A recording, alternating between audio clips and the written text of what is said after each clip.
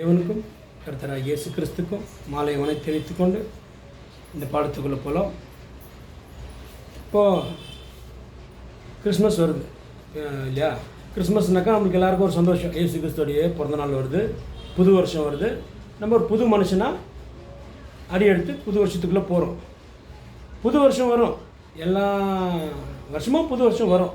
அந்த புது வருஷத்தில் நம்ம பிரவேசிக்கும் போது எப்படி இருக்கிறோம், நம்ம வாழ்க்கை எப்படி இருக்குது, இதே சுபாபத்தில், இதே கேரக்டரில், இதே சிந்தனையில் நம்ம இருந்தாக்கா 50 புது வருஷம் வந்தாலும் பிரயோஜனம் இல்லைங்க. புரியுதுங்களா? அப்போ ஒரு நாள் நம்ம தீர்மானிக்கிறது எப்படி இருக்கணும் அப்படின்றது இருக்குது. ஏன் அப்படின்னு பார்த்தீங்கன்னா, இங்கே ஆண்டவராகிய இயேசு கிறிஸ்து ஒரு வார்த்தை சொல்கிறார், படிக்கலாம். யோவான் 19 அதிகாரம் 28 30 வரைக்கும் படிங்க. யோவான் 19 அதிகாரம் 28 30 வரைக்கும் படிங்க. அதன் பின்பு எல்லாம் முடிந்தது என்று இயேசு அறிந்து தேவ வாக்கியம் நிறைவேறத்தக்கதாக தாகமாய் இருக்கிறேன் என்றார். காடில் நிறைந்த பாத்திரம் அங்கே வைக்கப்பட்டிருந்தது. அவர்கள் கடற்காலனை காடியிலே தோய்த்து ஈசோப்பு புத்தண்டில் மாட்டி அவர் வாயினிடத்தில் நீட்டி கொடுத்தார்கள். இயேசு காடியை வாங்கின பின்பு முடிந்தது என்று சொல்லி தலையை சாய்த்து ஆவியை ஒப்புக் கொடுத்தார். அந்த நாள் பெரிய ஓய்வு நாளுக்கு ஆயத்த நாளாய் இருந்தபடியினால் உடல்கள் அந்த ஓய்வு நாளிலே சிலுவைகளில் இராதபடிக்கு யூதர்கள் பிலாத்துவினிடத்தில் போய் அவர்களுடைய கால் எலும்புகளை முறிக்கும்படிக்கும் உடல்களை எடுத்து போடும்படிக்கும் உத்தரவு கேட்டுக்கொண்டார்கள். அப்போ இங்கே என்னன்றாருன்னா, எல்லாம் முடிந்தது அப்படின்னாரு. அப்போ என்ன ஆக போகுது, அங்கே இன்னும் கொஞ்ச நேரத்தில் அவருடைய உயிர் போக போகுது. ஆண்டவராகிய இயேசு கிறிஸ்துடைய உயிர் போக போகுது. இங்கே உயிர் போகிறதுக்கு முன்னாடி ஒரு வார்த்தை சொல்கிறாரு இல்லையா, எல்லாம் முடிந்தது. எதுக்காக அங்கே சொல்கிறாரு அந்த வார்த்தையை அப்படின்னா, நம்ம என்ன பண்ணோன்னா சில வருஷங்களுக்கு பின்னாடி போய் பார்க்கணும், என்ன நடந்துச்சு, எதுக்காக இவர் வந்தார், ஏன் உயிர் விட்டார் அப்படின்னு நம்ம பார்க்கலாங்க. ஆதியாகமும் 3 அதிகாரம் 8 படிங்க. 8 ஒரு 17 வரைக்கும் படிங்க. பகலே குளிர்ச்சியான வேளையிலே தோட்டத்தில் உலாவுகிற தேவனாகிய கர்த்தருடைய சத்தத்தை அவர்கள் கேட்டார்கள்.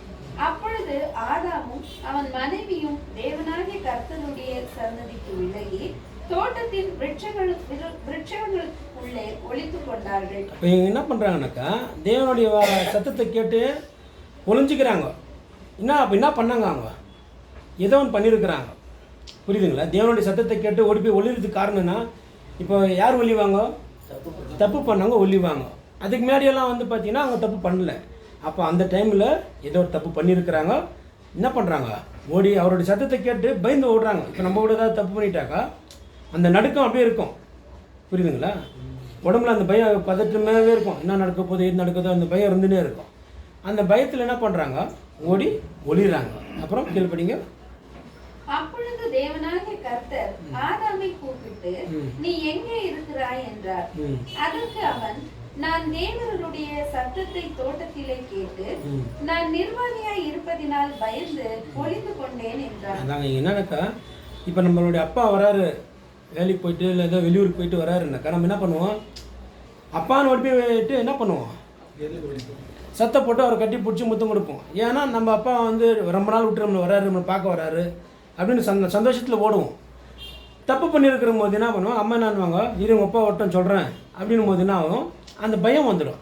ஐயோ அப்பா வராரு, நம்மளை அடிக்குவார் திட்டுவார்ன்ட்டு. அப்போ என்ன அப்படின்னா, ஒரு தப்பு அவங்களுக்கு புரிஞ்சிடுச்சு, நம்ம தப்பு பண்ணிட்டோம் அப்படின்னு நல்லா என்ன ஆயிடுச்சு, கிளியராக தெரிஞ்சிடுச்சு.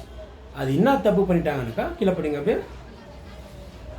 அப்பொழுது அவர், நீ நிர்வாணி என்று உனக்கு அறிவித்தவன் யார், புசிக்க வேண்டாம் என்று நான் உனக்கு விலக்கின விருட்சத்தின் கனியை புசித்தாயோ என்றார். அதற்கு ஆதாம், என்னுடனே இருக்கும்படி தேவரீர் தந்த ஸ்திரியானவள் அவ்விருட்சத்தின் கனியை எனக்கு கொடுத்தாள். இங்க என்னன்னாக்கா, இப்போ அவர் தப்பு பண்ணிட்டாரு தெரியுது, அப்பா வந்தார், ஒரு போய் ஒளிறாருங்க. ஆனால் நீ நிர்வாணின்னு சொன்னது யார் உனக்கு அப்படின்னு சொல்லும்போது என்னன்னாக்கா, அப்போ நான் தப்பு பண்ணிட்டேன், என்னை மன்னிச்சிடுங்க அப்படின்ற மைண்ட் செட்டில் வரல அவர். அவர் என்னன்றாருங்க, நானாக சாப்பிடல, நீ எனக்காக உண்டாக்குன ஸ்ரீ தான் என்ன பண்ணாங்க, அந்த கனியை கொடுத்தாங்க சாப்பிட்றதுக்கு அப்படின்ட்டு என்ன பண்ணுறாருங்க, பழி போடுறாரு இன்னொருத்தர் மேலே. அப்போ என்னன்னாக்கா, நம்ம தப்பு பண்ணிட்டோம், அந்த மன்னிச்சிடுங்கன்ற அந்த மைண்டு வரல, என்ன ஆயிடுச்சுங்க, இன்னொருத்தர் மேலே குறை சொல்கிற மாதிரி வந்துடுச்சுங்க. கீழே படிங்க. அப்பொழுது தேவனாகிய கர்த்தர் ஸ்திரியை நோக்கி, நீ இப்படி செய்தது என்ன என்றார். ஸ்திரியானவள், சர்வம் என்னை வஞ்சித்தது, நான் புசித்தேன் என்றாள். அப்பொழுது தேவனாகிய கர்த்தர் சர்வத்தை பார்த்து, நீ இதை செய்தபடியால் சகல நாட்டு மிருகங்களிலும் சகல காட்டு மிருகங்களிலும் சபிக்கப்பட்டிருப்பாய். நீ உன் வயிற்றினால் நகர்ந்து உயிரோடு இருக்கும் நாளெல்லாம் மண்ணை தின்பாய். அதான் இங்கே என்னக்கா, ஏவாள் கூட என்ன பண்ணலங்க, நான் தப்பு பண்ணிட்டேன்ட்டு ஏற்றுக்கலங்க. மனுஷனுடைய சுபாவம் என்ன ஆயிடுச்சுங்க, அங்கே மாறிடுச்சுங்க. அதுக்கப்புறம் கீழே வந்து அந்த பாம்பூட்டியும் என்ன பண்ணுறாரு கேட்குறாருங்க. கீழே படிங்க. உனக்கும் ஸ்திரீக்கும் உன் வித்துக்கும் அவள் வித்துக்கும் பகை உண்டாக்குவேன். அவர் உன் தலையை நசுக்குவார், நீ அவர் குதிகால். அப்பொழுது தேவனாகிய கர்த்தர் சர்வத்தை பார்த்து, நீ இதை செய்தபடியால் சகல நாட்டு மிருகங்களிலும் சகல காட்டு மிருகங்களிலும் சபிக்கப்பட்டிருப்பாய். நீ உன் வயிற்றினால் நகர்ந்து உயிரோடு இருக்கும் நாளெல்லாம் மண்ணை தின்பாய். என்னன்னாக்கா, சாபம் யாராருக்கு வந்துச்சு பார்த்தீங்கன்னா, ஆதாமுக்கும் சாபம் வந்துச்சு, ஏவாளுக்கும் சாபம் வந்துச்சு, அந்த பாம்புக்கும் சாபம் வந்துச்சுங்க. புரியுதுங்களா? ஏன் பாம்புக்கு சாபம் வந்துச்சுனாக்கா, அந்த சாத்தானுக்கு என்ன பண்ணுறாரு இவர், பாம்பு இடம் கொடுத்ததுனால அந்த பாம்புக்கும் சாபம் வந்துடுச்சுங்க. அப்போ அது என்னன்ற, நீ வயிற்றில் நகர்ந்து போனால், அதுக்கு முன்னாடி அதுக்கு கால் இருந்துச்சோ என்னவோ இல்லையா, அது தெரியாதுங்க. இப்போ இந்த உடும்புங்க, இந்த ஓனா அதெல்லாம் பார்க்குறோம் இல்லையா, அந்த கால் இருக்கிற மாதிரி இருந்திருக்கலாம். வயிற்றில் நகர்ந்து போனால் அப்போ தான் சாபம் வருதுங்க. அப்போ நீ மண்ணை தின்பனா, அது சாப்பிட்ற பொருள் எல்லாமே என்ன ஆகுதுங்க, மண்ணை சம்மந்தப்பட்டு தான் இதாகிடுது, வாய்க்கு போகுதுன்றது பார்க்குறோம். கீழே படிங்க. உனக்கும் ஸ்திரீக்கும் உன் வித்துக்கும் அவள் வித்துக்கும் பகையை உண்டாக்குவேன். அவர் உன் தலையை நசுக்குவார், நீ அவர் குதிகாலை நசுக்குவாய் என்றார்.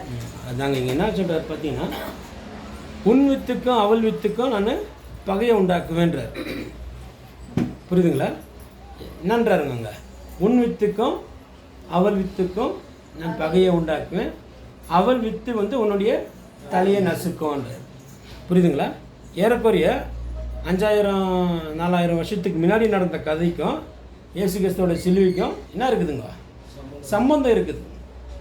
அப்போ அன்றைக்கி சொன்னார் இல்லையா, உன் வித்துக்கும் அவன் வித்துக்கும் நான் பகையை உண்டாக்குவேன், அவர் வித்து வந்து தலையை நசுக்கும் அப்படின்ட்டு. என்ன பண்ணாருன்னா, அந்த சாத்தானை வந்து இவங்களை ஏமாற்றிட்டாங்க. இவங்க ஏன்னா நித்தியமாக வாழ வேண்டியவங்க, இவங்களை ஏமாற்றி அந்த மரணத்தை என்ன பண்ணிட்டாங்க, நீ சாப்பிடு உனக்கு மரணம் வராது அப்படின்னு போய் சொல்லி மரணத்தை உள்ளே கொண்டு வந்துட்டாங்க.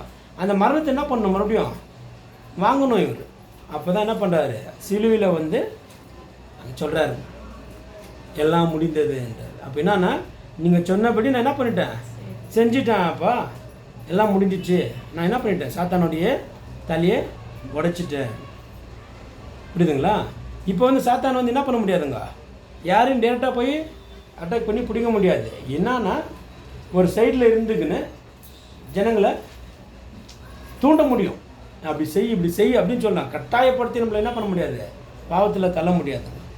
அப்போ என்ன பண்ண, சாத்தானுடைய தலையை அங்கே உடைச்சிருக்கிறார். ஆனால் சாத்தான் என்ன ஆகல, இன்னும் கட்டி போடல, ஃபுல்லாக போடல, இருக்கிறாரு, தலையை உடைச்சிருக்குது. இப்போ தலை உடைச்சிட்டு என்ன ஆகிடும், மண்டை ஓடியும், தலையில் கட்டுக்கிட்டு போட்டுன்னு நடமாடின்னு இருக்கலாம், செத்து ஒன்றும் போயிடல.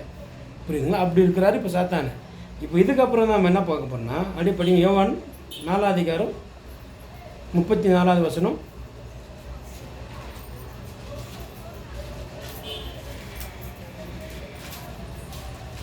யோவான் 4:34. இயேசு அவர்களை நோக்கி, நான் என்னை அனுப்பினவருடைய சித்தத்தின்படி செய்து அவருடைய கிரியையை முடிப்பதே என்னுடைய போஜனமாய் இருக்கிறது. அப்போ என்னன்னாக்கா, இயேசு கிறிஸ்துவோடைய வாழ்க்கையில் ஒவ்வொரு நாளும் என்ன சிந்தித்து கொண்டு இருந்தார்னா, பிதா என்ன சொன்னாரோ அதை செய்யணும், அந்த எண்ணத்தோடு இருந்தார். இன்றைக்கி நம்ம அந்த எண்ணத்தோடு இருக்கிறோமா அப்படின்னு நம்ம பார்க்கணும். எதுக்கான இப்போ ஞானஸ்தானம் எடுத்துட்டோம், கிறிஸ்துக்குள்ளே வந்துட்டோம், நம்ம ஆரம்பத்தில் தெரியாத சத்தியங்கள்லாம் இப்போ தெரிஞ்சுக்கணும். வேத வாக்கியங்கள் எப்படி இருக்குது, என்னென்ன எப்படி பேசணும், என்னென்ன எப்படி எப்படி எழுதப்பட்டிருக்குன்னு நல்லா புரிஞ்சுட்டு இருக்கிறோம். சத்தியம் தெரிஞ்சிடுச்சு, அந்த சத்தியத்தில் நம்ம நிலைச்சி இருக்கிறோமான்றது ரொம்ப முக்கியமாக இருக்குது. புரியுதுங்களா? அப்போ ஒவ்வொரு நாளும் என்னவா இருக்கிற என்ன சொல்கிறாரு, என்னுடைய போஜனமாக இருக்குன்றாரு. நம்ம இயேசு கிறிஸ்துவ போல இருக்கிறோமான்றது நம்ம என்ன பண்ணணுமா, சிந்தித்து பார்க்கணும். இன்னொரு வசனம் படிங்க, ஏசாயா 61:1-2. ஏசாயா 61:1-2. கர்த்தராகிய தேவனுடைய ஆவியானவர் என்மேல் இருக்கிறார். சிறுமைப்பட்டவர்களுக்கு சுவிசேஷத்தை அறிவிக்க கர்த்தர் என்னை அபிஷேகம் பண்ணினார். இருதயம் நொறுங்குண்டவர்களுக்கு காயம் கட்டுதலையும், சிறைப்பட்டவர்களுக்கு விடுதலையும், கட்டுண்டவர்களுக்கு கட்ட அவிழ்த்தலையும் கூறவும், கர்த்தருடைய அனுகிரக வருஷத்தையும் நம்முடைய தேவன் நீதியை சரிக்கட்டும் நாளையும் கூறவும், துயரப்பட்ட அனைவருக்கும் ஆறுதல் செய்யவும். இங்கே என்ன சொல்கிறாரு பார்த்தீங்கன்னாக்கா, தேவனுடைய ஆவி என் மேலே இருக்குதுன்றாரு. அப்போது நான் எதுக்காக வந்தேன் அப்படின்றாரு. இதையே நொறுங்குண்டு போயிருக்கிறவங்களுக்கு சுவிசேஷம் சொல்ல வந்திருக்கிறேன்னு சொல்கிறாரு. சிறுமைப்பட்டவர்களுக்கு சுவிசேஷம் சொல்ல வந்ததுன்றார். நம்மளும் அப்படி தான் இருந்தோம், சிறுமைப்பட்டு இருந்தோம். நம்மளோட இதயம் நொறுங்கி போயிருந்துச்சு. ஏன்னா எது சரி எது தப்புன்ற தெரியாத அளவுக்கு நம்மளுக்கு என்ன இருந்துச்சு. இந்த உலகத்தில் நம்ம வாழ்ந்துருந்தோம். அந்த யோனா காலத்தில் சொல்கிறாங்களே, இடது கைக்கும் வலது கைக்கும் வித்தியாசம் தெரியாத இருக்கிறாங்க இவங்க அப்படின்னா, அந்த மாதிரி தான் இருந்தோம். தப்புன்னு தெரியும், ஆனால் அதை நம்ம செய்வோம். புரியுதுங்களா? இது சரின்னு தெரியும், ஆனால் அதை நம்ம செய்ய மாட்டோம். அப்படி இருந்தோம் நம்ம ஒரு காலத்தில். நம்மளை என்ன பண்ணாருப்பா, சீர்படுத்தினார். நம்மளை பரம அழைப்புக்கு அழைச்சார், நம்மளை பரிசுத்தம் ஆக்குனார், நம்மளை நித்திய ஜீவனத்துக்கு கொண்டு போகிறேன்னு சொல்லிட்டார். இதெல்லாம் ஓகே. ஆனால் நித்திய ஜீவனத்துக்கு நம்ம போகிறோமா அப்படின்றது நம்ம கையில் தான் இருக்குது.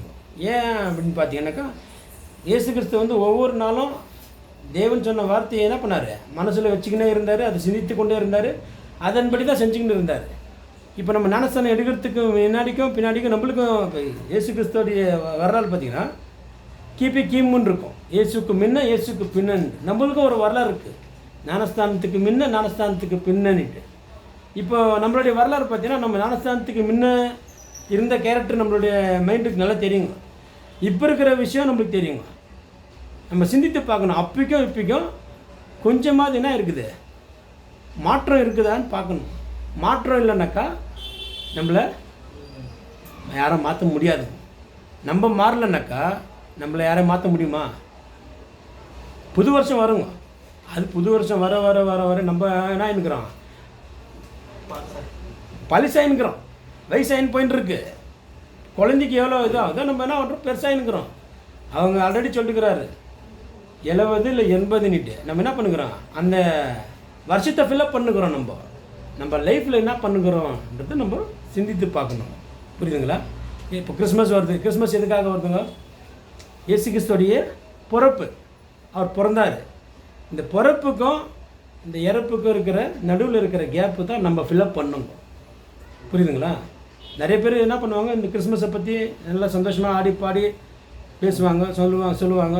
ஈஸ்டரை பற்றி பேசுவாங்க, சந்தோஷம் துக்க நாளில் கொண்டாடுவாங்க. 40 நாள் துக்க நாள் கொண்டாடுவாங்க. கிறிஸ்மஸை 8 நாள் கொண்டாடுவாங்க. புரியுதுங்களா? அவர் வாழ்ந்த நாட்களை நம்ம கையில் கொடுத்துட்டுருக்கிறாரு. நீ இப்படி தான் வாழணும், இந்த மாதிரி சுவிசேஷம் சொல்லணும், நீங்கள் இப்படி தான் என்ன பண்ணணும், சத்தியத்தை கொண்டு போய் சேர்க்கணும்னு சொல்லிட்டு இருக்கிறாரு. நம்மளுடைய கேரக்டரில் கிறிஸ்துவை நம்ம காமிக்கிறோமா அப்படின்னு நம்ம பார்க்கணும். அப்படின்னாது அதே வசனம், 2வது வசனம், கர்த்தருடைய அனுகிரக வருஷத்தையும் நம்முடைய தேவன் நீதியை சரிக்கட்டும் நாளையும் கூறவும், துயரப்பட்ட அனைவருக்கும் ஆறுதல் செய்யவும், சீயோனிலே துயரப்பட்டவர்களை சீர்படுத்தவும், அவர்களுக்கு சாம்பலுக்கும் பதிலாக சிங்காரத்தையும், துயரத்துக்கு பதிலாக ஆனந்த தைலத்தையும், ஒடுங்கின ஆவிக்கு பதிலாக துதியின் உடையையும் கொடுக்கவும் அவர் என்னை அனுப்பினார். அதாங்க என்னன்னாக்கா, துதியின் உடைன்றார் நம்மளுக்கு. அப்போ என்ன அப்படின்னாக்கா, நம்மளுடைய வாழ்க்கையில் துதிக்கிறது எப்படி இருக்கணும்னாக்கா, நம்ம போட்டுன்னு இருக்கிற உடையை போல் இருக்கணும். புரியுதுங்களா? ஆடை இல்லாத நம்ம வெளியே போவோமா? புரிஞ்சுங்களா? அப்போ தேவன்கிட்ட போவோம்னாக்கா, நம்ம தேவனை துதிக்கிறோம், தேவன் மகிமைப்படுத்தணும்னாக்கா ஒவ்வொரு நாளும் அந்த துதியின் ஆடையை நம்ம போட்டு கொண்டிருக்கணும். இந்த உலகத்தை மகிமைப்படுத்துறதுக்காக நம்மளை என்ன பண்ணல, அழைக்கல. நம்மளை அழைச்சிக்கிறது எதுக்காகனா, பரலோகத்துக்கு போகிறதுக்காக, நித்திய ஜீவனம் இருக்கிறதுக்காக, மற்றவங்களுக்கு சுவிசேஷம் சொல்கிறதுக்காக நம்மளை அழைச்சிருக்கிறாரு. இப்போ நம்ம இந்த உலகத்தில் இருக்கும்போது சுவிசேஷம் சொல்லி கொண்டிருக்கிறோமா அப்படின்னு என்ன பண்ணுங்க, நம்ம சிந்தித்து பார்க்கணும். இன்னொரு வசனம் படிங்க, யோவான் 1:29 வசனம். யோவான் 1:29.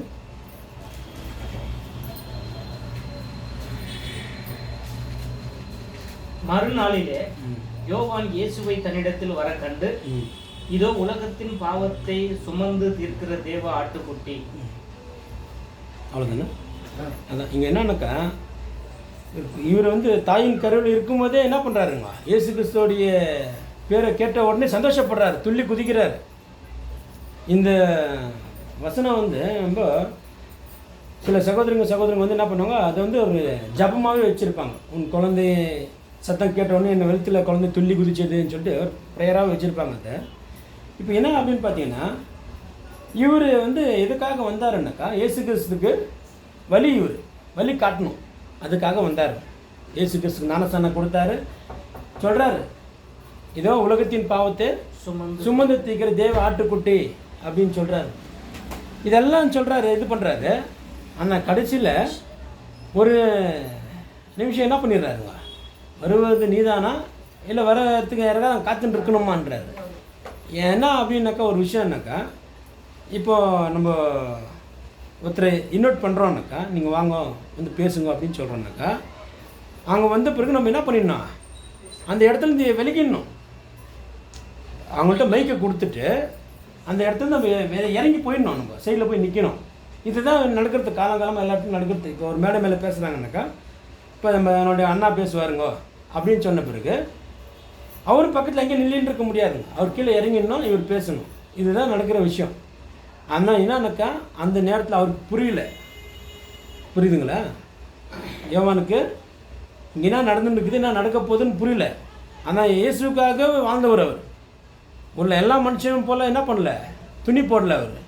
அவர் மனுஷங்க போல் சாப்பாடு சாப்பிடல, காட்டும் தேனும் வெட்டுக்கிளியும் அந்த மாதிரி சாப்பிட்டு ஒரு மிருகத்துடைய ஆடையை போட்டுன்னு ஒரு செப்பரேட்டாக வாழ்ந்தவர். இவர் ப்ரூவ் பண்ணுறாரு, இவர் தான் தேவனுடைய குமாரன் அப்படின்னு எல்லாமே ப்ரூவ் பண்ணுறாரு. பரிசுத்தாவியில் இறங்கும்போது எல்லாம் கேட்குறாரு, ஞானஸ்தானம் கொடுக்குறாரு. கொடுத்த பிறகு என்ன ஆயிடுச்சு, இவர் எதுவுமே ஜெயிலில் போடும்போது அந்த மரண பயம் இவருக்குள்ளே வந்துடுச்சு. புரிஞ்சுங்களா? அந்த மரண பயம் வந்ததுனால என்ன நினச்சிட்டாரு, இப்போ இயேசு கிறிஸ்து வந்துட்டார், இவர் ராஜா, இவர் தான் இப்போ அரசால போகிறாரு அப்படின்ற நினைப்பில் அவர் என்ன பண்ணார், நினச்சார். ஆனால் அநேக மக்களுக்கு சுவிசேஷம் போய் சொல்லணும், சத்தியம் அறியணும், எல்லாரும் இந்த 2000 வருஷம் நடக்கும்ன்றதெல்லாம் அப்போ என்ன ஆகல, அவருக்கு புரியல. அதனால் அப்பயே ஏன்னா அவருக்குமே ஜெயிலில் போட்டுக்கிறாங்க, இப்போ இவர் ராஜாவாக வந்துட்டார், இவர் என்ன பண்ணணும்ல, அப்பயே காப்பாற்றணும் அப்படின்ற இது நினச்சிட்டாரு. எத்தனை வருஷம் வாழ்ந்தாருங்க இயேசு கிறிஸ்து? இவர் எத்தனை வருஷம் வாழ்ந்தாருங்க? புரியுதுங்களா? பிறந்திருந்தோம் 6 மாதம் தாச்சு தான், செத்துருந்தோம் 6 மாதம் தாச்சு, அவ்வளோதான். அவருக்கு தெரியாது நம்ம இன்னும் ரொம்ப வருஷம் வாழ போகிறோன்னு நினச்சிட்டாரு. நான் அதே டைம் தான், நீ செத்து நானும் 6 மாதத்துக்கு நானும் சாப்பிட்றேன், இல்லைனா நீ செத்து ஒரு 3 வருஷத்தில் நான் சாப்பிட போகிறேன். இவர் தான் இப்போ 30 வயசு ஞானஸ்தானம் எடுக்கிறாரு இல்லையா?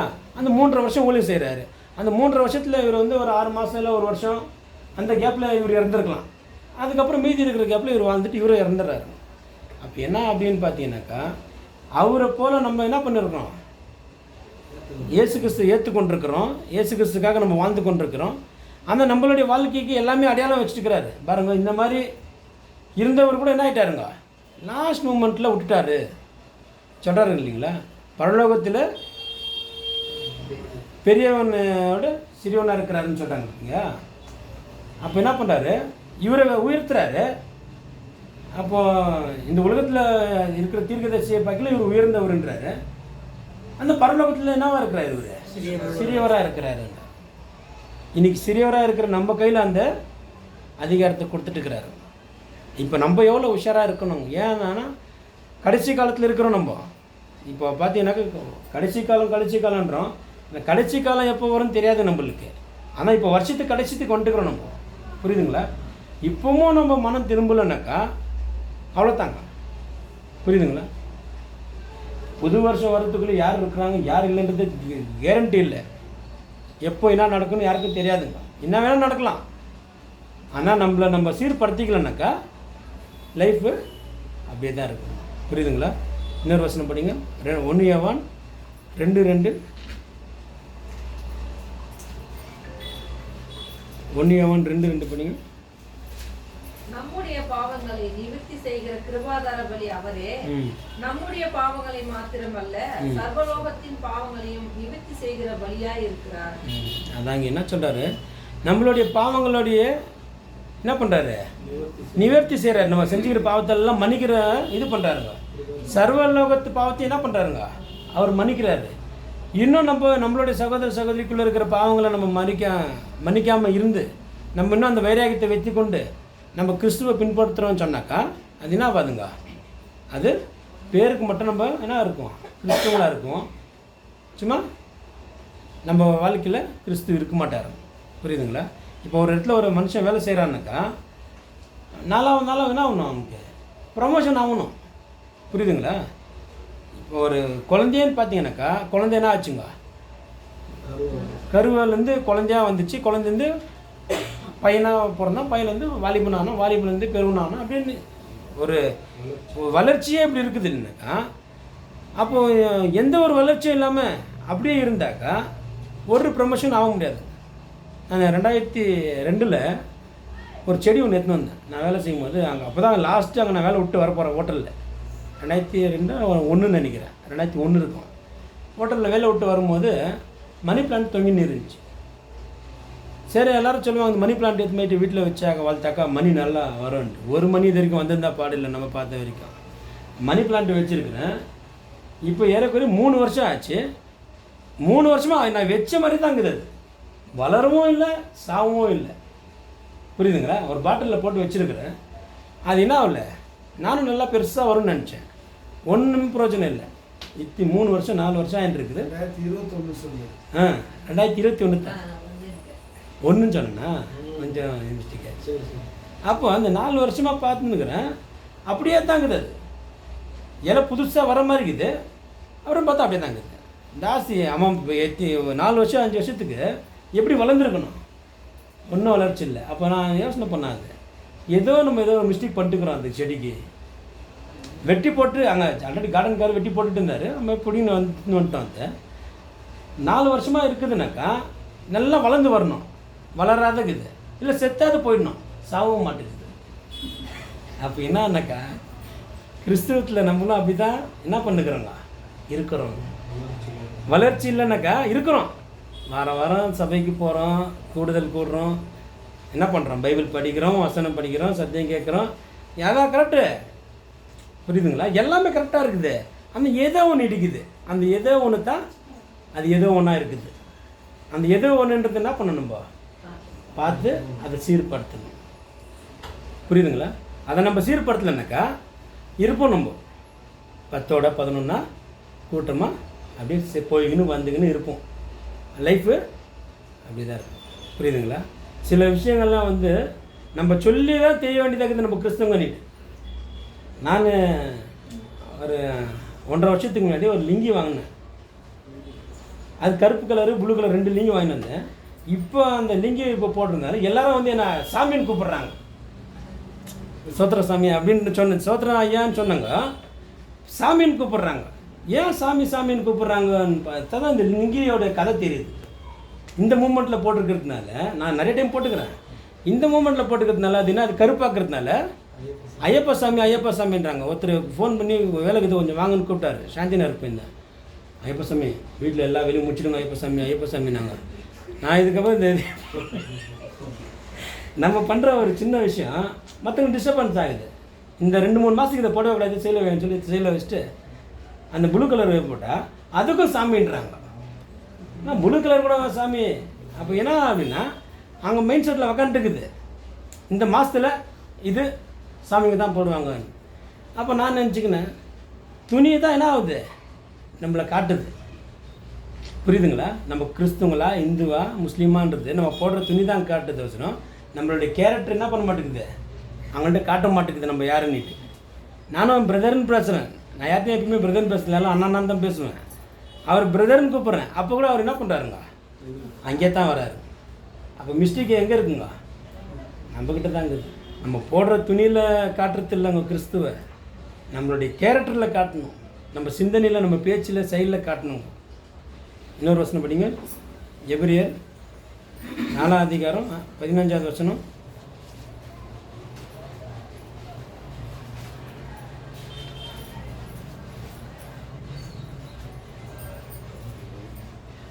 நம்முடைய பலவீனங்களை குறித்து பரிதபிக்க கூடாத பிரதான ஆசாரியர் நமக்கிராமல் எல்லா விதத்திலும் நம்மை போல் சோதிக்கப்பட்டும் பாவம் இல்லாதவராய் இருக்கிற பிரதான ஆசாரியரே நமக்கு இருக்கிறார். அதாங்க இங்க என்ன சொல்றாருன்னு பார்த்தீங்கன்னாக்கா, நம்மளுடைய குருவானவர் எப்படி இருக்கிறாருனாக்கா, நம்மள மாதிரி எல்லா கஷ்டமும் பட்டுக்கிறாரு, எல்லா வேதனையும் பட்டுக்கிறாரு. புரியுதுங்களா? எல்லாமே பட்டு தான் என்ன பண்ணுறாரு, நம்மளுக்கு சொல்லியிருக்கிறாரு, நான் முன்னாடி போயிருக்கிறேன், நீங்கள் பின்னாடி வாங்கன்றாரு. நம்ம என்னன்றோம், இது நீ தேவனுடைய மகன்பா, உன்னால் முடிஞ்சிடும் அப்படின்னு சொல்லிடுவோம். நம்ம நீ தேவனுடைய மகன், உன்னால் முடியும்ப்பா, நாங்கள் எப்படிப்பா நாங்கள் வருத்து, உன்னை போல் எல்லா பாடுகளும் பட்டுருக்காரு. ஆனால் பாவத்தில் என்ன பண்ணல, விழுந்து போல ஜெயிச்சிருக்கிறாரு. ஏன் அப்படின்னாக்கா, பாவம் வந்துச்சு, அவர் கண்ணெதில் பாவம் வந்துச்சு அப்படின்னு நின்றுச்சு அப்படின்னு சொல்லும்போது அவர் என்ன பண்ணுறாரு, அந்த பாவத்தை விட்டு வெளியே போகிறதுக்கான வழிகளை தேடுவார், தேவன்கிட்ட ஜெபம் பண்ணுவார். நம்ம என்ன பண்ணுறோங்க, ஏதாவது ஒரு பாவம் காரியம் வந்துச்சுனாக்கா உடனே அதுக்கு சம்மந்தம் பண்ணிவிடுவோம், சரி தப்பு இல்லை அப்படின்ட்டு. அப்போ என்னன்னாக்கா பார்த்தீங்கன்னாக்கா, வேலை செஞ்சுட்டு வந்துன்னுக்குறோம், நானும் என் ஃப்ரெண்டும். அங்கே ஒருத்தர் ஜோப்லேருந்து ஃபோன் எடுக்கிறாரு, 500 ரூபாய் கீழே விழுந்துடுச்சு. நானும் பார்க்குறேன், என் ஃப்ரெண்டும் பார்க்குறாரு. என்ன பார்த்துட்டு நான் சொன்னேன், மறுபா அவருக்கு காசு விழுந்துச்சு, அவருக்கு சொல்லி அவர் எடுத்துக்கிறேன். டெய் சும்மா நான் எத்துறேன்றார். நான் சொன்னேன், காசு ரோட்டில் விழுந்துட்டு இருந்துச்சுன்னா யாருக்கும் தெரிலன்னா நம்ம எடுத்துன்னு போகலாம். நம்ம கண் எதிரில் விழுது, அவர் கடைக்கு போகிறாரு, போய் சொல்லி போவார். அப்புறம் என்னப்பா அப்படி சொல்கிறே பாருங்க, சொல்லு போப்பா. அவர் போய் அப்புறம் காசு எடுத்துகிட்டு தயங்குறாரு கொடுக்குறதுக்கு. ஏன்னா இவர் காசு அவருக்கு கொடுக்குற மாதிரி என்ன பண்ணுறாரு, தயங்குறாரு. நான் சொன்னேன், குட்டுன்னு ஃபஸ்ட்டு என்ன காசு கீழே வந்துச்சு பாரு. நான் அப்புறம் அவர் பார்த்துட்டு நம்ம தேங்க்ஸ்ப்பா. அப்போ என்ன அப்படின்னு பார்த்தீங்கன்னாக்கா, நம்மளுடைய கேரக்டர் நம்ம காமிக்கலைனாக்கா, இந்த உலகத்துக்கெல்லாம் நம்ம ஆசை வச்சுன்னு போயிட்டாக்கா ஒரு நாள் பெரிய பாதிப்பு நம்மளுக்கு வரும். 500 ரூபாய்க்கு நம்ம ஆசை வச்சிடறோம், புரியுதுங்களா? நம்மளுக்கு 5000 ரூபாய்க்கு செலவு வந்துடும். தெரியாத இருந்துச்சு, யாரோ ரோட்டில் இருந்துச்சு, நம்ம எடுத்துன்னு போனால் அது ஒரு பிரச்சனை இல்லை. ஆனால் அதுவும் கேட்க வேண்டியது உரிமை நம்மளுக்கு, புரியுதுங்களா? அப்போ என்ன அப்படின்னாக்கா, நம்மளுடைய வாழ்க்கையில் கிறிஸ்துவ போல் இருக்கிறோம், கிறிஸ்துவுக்காக நம்ம வாழ்கிறோம் அப்படின் போது சின்ன சின்ன விஷயத்தை தான் என்ன பண்ணணும், நம்ம கிறிஸ்துவை வெளியே காட்டணும். ஏன்னாக்கா பாவம் பண்ணுறதுக்கு, தப்பு பண்ணுறதுக்கு நிறைய பேர் இருக்கிறாங்க. நீதிமான் ஒருவரும் இல்லைன்னு சொல்கிறாரு. நோவா காலத்திலேயே நான் தேடி பார்த்த நீதிமானே இங்கே யாரும் இல்லைன்றார். அந்த ஒரு குடும்பத்தை தெரிஞ்சுக்கொண்டு என்ன பண்ணுறாருங்க, அவர் வழி நடத்துகிறாரு. அந்த ஒரு குடும்பத்தை எவ்வளோ பேர் கேலி பண்ணியிருப்பாங்க, கிண்டல் பண்ணியிருப்பாங்க, சிரிச்சிருப்பாங்க அந்த கப்பல் கட்டும்போது. அதனால் என்ன பண்ணல, அவர் பெருசாகவே நினச்சிக்கல. நம்மளுக்காக என்ன பண்ணுறாரு தேவன், ஏதோ ஒரு காரியம் வச்சுருக்கிறாரு அப்படின்னு சொல்லிட்டு ஒவ்வொரு நாளும் என்ன பண்ணுறாரு, அவரை புதுப்பிச்சுக்கிறாரு. அப்போ என்னன்னாக்கா, ஆண்டவராக இயேசு கிறிஸ்து எல்லா சோதனையும் வந்திருக்குது, எல்லா அவமானம் வந்திருக்குது, அடிகள் வந்திருக்குது, விட்டுட்டாருங்களா? என்ன பண்ணாருங்க, கடைசி வரைக்கும் போராடினார். அவருடைய மரணத்தில் வந்து தான் சொல்கிறாராங்க, எல்லாம் முடிஞ்சிச்சுன்றார். இப்போ நம்ம சொல்ல முடியுமா எல்லாம் முடிஞ்சிச்சுன்னுட்டு? புரியுதுங்களா? இந்த அநீதியான உலகத்திலேயே நீ என்ன பண்ணல, நீ நீதியாக வாழல, நீதியான உலகத்தில் போய் நீ நீதியாக வாழுவியா அப்படின்னு நம்மளை கேட்டால் என்ன பண்ணுவார்? நம்ம சாத்தான் அப்பப்போ சொல்ல முடியாது, சாத்தான் தான் என்ன தள்ளிட்டான், சாத்தான் தான் என்ன தலை வச்சான்ட்டு நாய் திருப்பி வருது, புரியுதுங்களா? அந்த வசனம் ஒன்று வரும். அப்போது புறஜாதியான மக்களும் அங்கே இருப்பாங்க, நம்மளும் நிற்குவோம், தேவனும் நிற்குவார், இயேசு கிறிஸ்துவும் இருப்பார், சாத்தானும் இருப்பார் சைடில், புரியுதுங்களா? அப்போ வந்து என்னப்பா இந்த மாதிரி இப்படி பண்ணிட்டே அப்படின் போது ஆண்டவர் அது நான் பண்ணலான்னு அது அவங்களா போய் பண்ணிக்கணும்னு சொல்லிடுவார் சாத்தான். ஏதோ ஒரு சில விஷயம் மட்டும்தான் நான் என்ன பண்ணுவேன், அவங்களுடைய மைண்டை இது பண்ணி அது போய் இது செய்யுந்தான்னு சொல்லிட்டு தூண்டி விடுவேன். அந்த சில இதெல்லாம் வந்து அதுக்கும் எனக்கு சம்மந்தமே இல்லை. அவங்களாம் விரும்பி விரும்பி போய் செஞ்சுட்டு வந்து என் மேலே சாத்தான் சொல்லிட்டு பண்ணிப்போம். நான் என்ன பண்ணேன், நான் உங்களுக்கு தான் உட்காந்துக்கிறேன். சில வர சொல்ல மாட்டாருங்க. பண்ண தப்பெல்லாம் பண்ணிடுது, கடன் வாங்கிடுது, நான் காசு தரேன்னு சொல்லிட்டு ஏமாத்திடுறது, இப்போ வரன்ட்டு வராத போயிடுது, தரன்றது தராத போயிடுது. இதுக்கு எல்லாத்துக்கும் சாத்தான் சம்மந்தப்பட மாட்டார். இதுக்கெல்லாம் சம்மந்தம் யாருன்னா நம்ம தான், புரிஞ்சுங்களா? அப்போ என்ன அப்படின்னு பார்த்தீங்கன்னாக்கா, இயேசு கிறிஸ்து நம்மளுக்கு ஒரு முன்னோடியாக இருக்கிறார், நம்மளுடைய குரு. அவருக்கு சிஷ்யனாக இருக்கிறான்னாக்கா என்னவா இருக்கு நம்ம, அதாவது சொல்லுவாங்கள்ல, குரு வந்து 8 அடி பாஞ்சா சிஷ்யன் வந்து என்ன ஆகணும் 16 அடி பாயினாக்கா, அந்த மாதிரி நம்ம வரணும். நம்ம பேச்சு, நம்ம கேரக்டர், நம்ம செயலெல்லாம் அதே மாதிரி வரணுன்றதுக்கோசம் அப்படி சொல்கிறதுங்க. ஒரு வசனம் படிங்க. ரோமர் 5ஆம் அதிகாரம் 19வது வசனம்.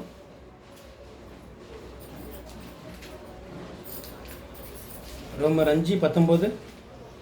அன்றியும் ஒரே மனுஷனுடைய கீழ்ப்படியாமையினாலே அநேகர் ஆக்கப்பட்டது போல ஒருவனுடைய கீழ்ப்படிதனாலே அநேகர் நீதிமான்களாக்கப்பட்டார்கள்.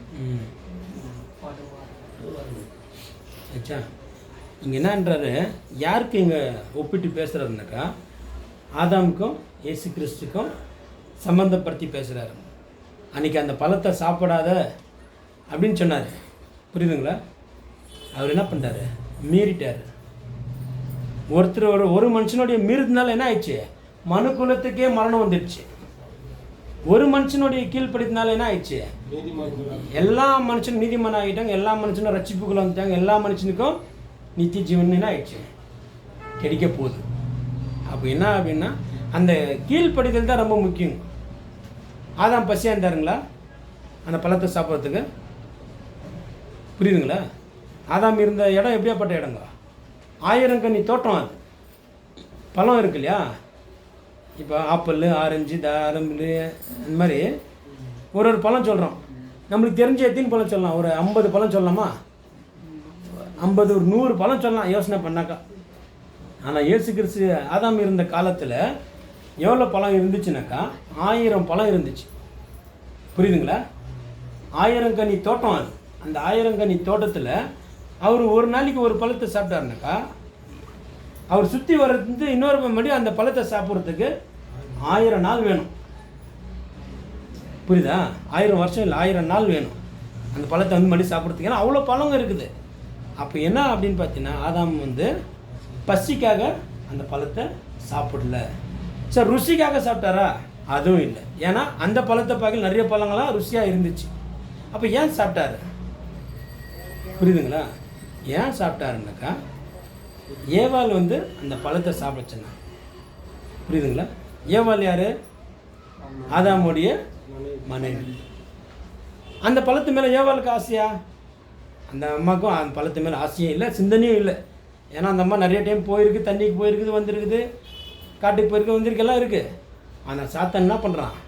எப்போ அந்த அம்மாவை தூண்டுறானோ, வாங்குமா இது நல்லா இருக்குது அப்படின்னு சொல்லி தூண்டுறான் பார்த்தீங்களா? அப்போ தான் என்னாச்சு? அந்த பழத்து மேலே கண்ணு வந்துச்சு. அந்த பழத்து மேலே ஏவாளுக்கு கண்ணு வந்துச்சு, ஏவாள் மேலே ஆதாமுக்கு ஒரு கண்ணு. ஏன்னா அவங்களுடைய மனைவி. புரியுதா? ஏன் அப்படின்னு பார்த்தீங்கன்னா அந்த ஆதாம் ஏவாள் மேலே அவ்வளோ ஒரு அன்பு. புரியுதா? இங்கிலீஷில் அன்புக்கு என்ன அர்த்தம்? லவ். அப்போ அவ்வளோ லவ் அந்த அம்மா மேலே. அந்த சொல்லிட்டார் தேவன் முதல்ல, இந்த பழத்தை சாப்பிட்டீங்கன்னா நீங்கள் சாவீங்கன்ட்டார். ஆனால் இவர் என்ன பண்ணாருன்னு பார்த்தீங்க, நான் செத்தாலும் பரவாயில்ல, என் மனைவி பேச்சை தான் நான் கேட்பேன் சொல்லி சாப்பிட்டாரா? கீழ்ப்படியாத போயிட்டாரா? மனு குலத்துக்கே மரணம் வந்துடுச்சா? புரியுதுங்களா? அப்போ என்ன அப்படின்னா சில நேரத்தில் மனைவி பேச்சை கேட்கணும், சில நேரத்தில் மனைவி பேச்சை கேட்கக்கூடாது. ஏன்னா அவங்களுக்கு தெரியாது. யோபுக்கிட்ட கூட யோபுடைய மனைவி சொல்கிறாங்க, தேவன் சொன்னியே இந்த மாதிரி ஆயிடுச்சு, தேவனை சபிச்சுட்டு செத்து போயிடுன்றாங்க. செத்து போயினா செத்துட்டாரா? என்னன்றாரு?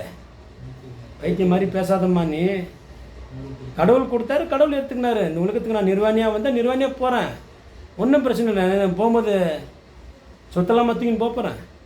நல்லா புரிஞ்சுக்கினார். ஏன் அப்படின்னா ஏன் புரிஞ்சுக்கினாருன்னா ஆதாமுடைய கதை அவருக்கு தெரியும். புரியுதுங்களா? யார்கிட்ட வேணால் நம்ம என்ன பண்ணலாம்? பகைச்சிக்கலாம். தேவன்கிட்ட பகைச்சிக்கினாக்கா மரணத்துலேருந்து வெளியே வரவே முடியாதுன்னு நல்லா தெரிஞ்சுக்கினார். தேவன் கொடுத்தாரா? ரெட்டிப்பாக கொடுத்துட்டார் மறுபடியும். புரியுதுங்களா?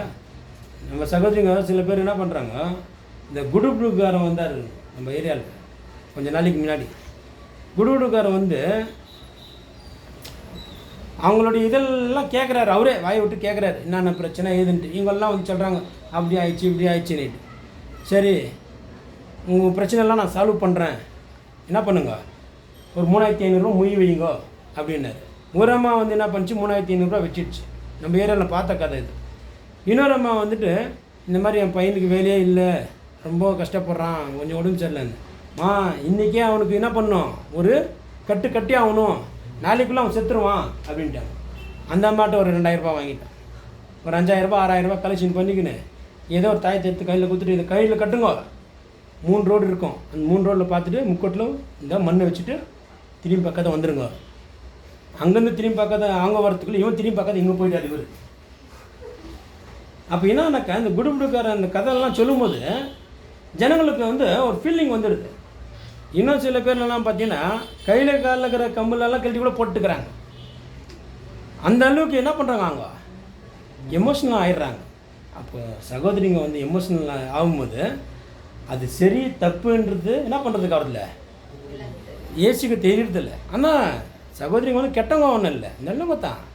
அந்த டைமில் அவங்களுடைய மைண்ட் என்ன ஆகிடுதுன்னா இது சரியா தப்பா என்னன்னு என்ன பண்ணுறதுக்கு அவரில் யோசிக்கிறதுக்காக இல்லை. அன்றைக்கி அந்த காலத்தில் அந்த பழத்தை சாப்பிட்டதுனால என்ன ஆயிடுச்சு, மனுக்குலத்துக்கு மரணம் வந்துடுச்சு. அது வரைக்கும் என்ன பண்ண முடியல, இதை யாரும் காப்பாற்ற முடியல. எல்லாரும் வராங்க விழுந்து போகிறாங்க, வராங்க விழுந்து போயினே இருக்கிறாங்க. ஆண்டவராக இயேசு கிறிஸ்து வந்தார், என்ன பண்ணாருங்க, நம்மளுக்கு நித்திய ஜீவனை கொடுத்தாரு, நம்மளை நீதிமான் ஆகியிருக்கிறாரு. இப்போ நீதிமானம் ஆகிட்டோம் அப்படின்னு நினச்சிட்டு அப்படியே இருக்கிறது இல்லைங்க. நீதிமானுக்குரிய காரியங்கள் என்னன்னா அதை நம்ம செய்யணும். செய்யாத போயிட்டாக்கா புரியுதுங்களா?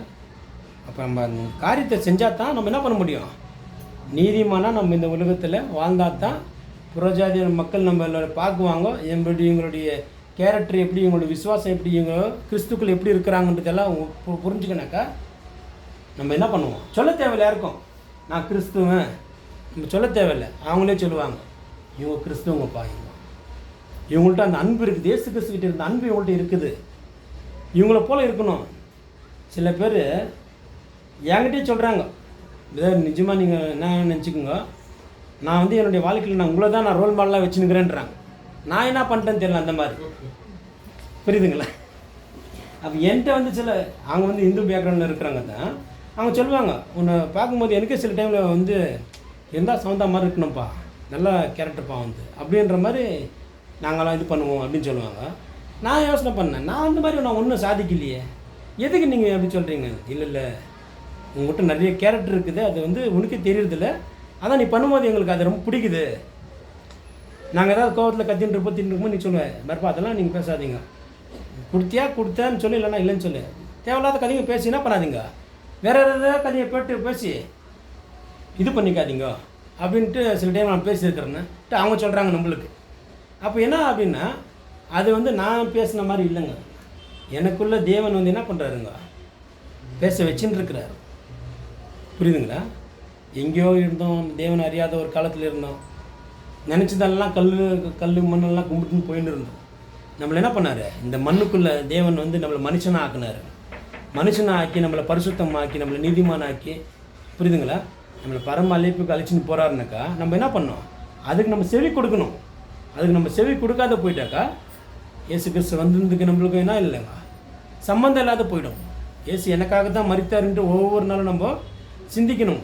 அப்போ சிந்திச்சாக்கா நம்ம வாழ்க்கை அப்படியே இருக்குன்னு பார்க்குறோம். இன்னொரு வசனம் படிங்க, எபிரியர் 5ஆம் அதிகாரம் 8வது வசனம்.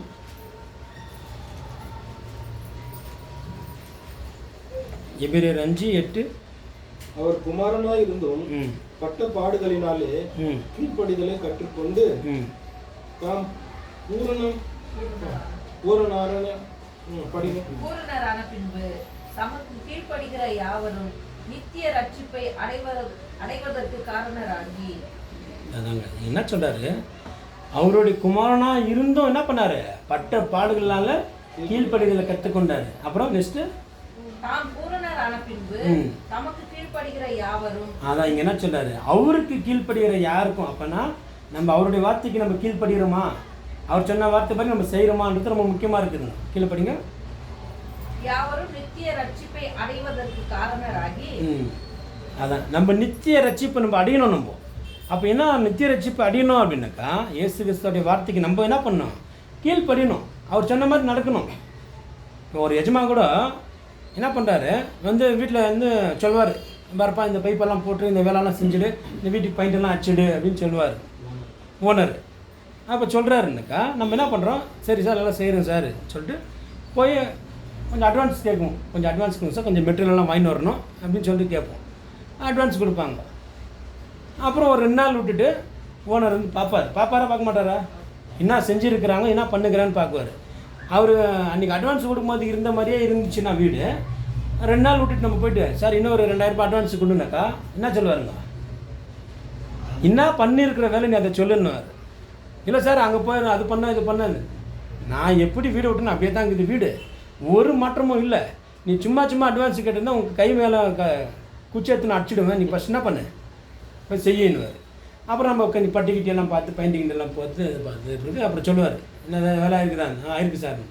அப்போ போய் கேட்டால் கொடுப்பார், பரவாயில்ல கொஞ்சம் வேலை ஆயிருக்குது, மெட்டீரியல் வாங்கி வந்திருப்பாங்க செஞ்சுருப்பாங்கன்னு சொல்லி கொண்டு கொடுப்பாரு. அதே மாதிரி இருந்துச்சுனாக்கா புரியுதுங்களா, நீ ஃபஸ்ட்டு என் காசை கொடுத்துட்டு கிளம்பியா, நீ என்னையா வந்து ஒரு வாரம் ஆச்சு வீடு பார்த்து அப்படியே இருக்குதுன்னு சொல்ல மாட்டார். புரியுதுங்களா? அப்போ என்ன அப்படின்னா நம்மளுடைய வாழ்க்கையில் நம்மளுக்கு கொடுத்துட்ருக்குறாரு, அப்படியே இருந்தாக்கா என்ன இல்லைங்க, யூஸே இல்லை. புதுசாக நம்ம பைபிள் வாங்கி வந்து வீட்டில் வச்சு டெய்லி தொடச்சி வீட்டில் வச்சாக்கா யூஸ் ஆகுது. நீ இங்கே வைக்கிறது என்ன பண்ணுறலாம், அங்கேயே வச்சுட்ருக்கலாம் அந்த கடையிலே. புரியுதுங்களா? அது வாங்கின்னு வந்தால் அதை நம்ம பயன்படுத்தணும், அதை படிக்கணும். படிக்கிறது மாத்திரம் இல்லை, படித்த மாதிரி நம்ம நடக்கணும். அதுக்காக தான் கிறிஸ்து நம்மளை அழைச்சிருக்கிறார். புரியுதுங்களா? நம்ம நித்திய ரட்சிப்பு கொடுக்குறாருனாக்கா அந்த ரட்சிப்புக்கு ஏற்ற மாதிரி நம்ம என்ன பண்ணணுங்க, நடக்கணும், நம்ம வாழணுங்க. அதுக்காக தான் சொல்கிறாருங்க. இன்னொரு வசனம் படிங்க, யாக்கோப் 5ஆம் அதிகாரம் 20வது வசனம்.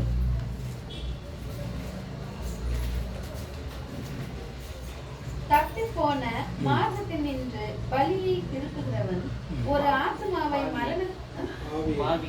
பாவியை திருப்புகிறவன் ஒரு ஆத்மாவை மரணத்தில் நின்று ரட்சித்து திரளான பாவங்களை மூடுவான் என்று அறிய கடவன். அதாங்க என்னன்னாக்கா, ஒரு மனுஷன் ஏதோ ஒரு தப்பு பண்ணிட்டாங்க இதாகிடுச்சுனாக்கா திரளான பாவம், நிறைய பாவம் செஞ்சுட்டு இருக்கிறாரு அவர். அது என்ன பண்ணணும், அதை அப்படியே மூடி விட்டுணும். அத்தை என்னப்பா அவரு, நீ என்ன பண்ண, திருந்தி வா, கடவுளுக்குள்ளே நிலைச்சு நில்லு அப்படின்னு சொன்னோம். அந்த நம்மளுடைய கேரக்டர் எப்படி இருக்கணும்னாக்கா, இப்போ எப்படி சொன்னார் அப்படி தான் இருக்கணும். அதுக்கு ஆப்போசிட்டாக இருக்கக்கூடாது.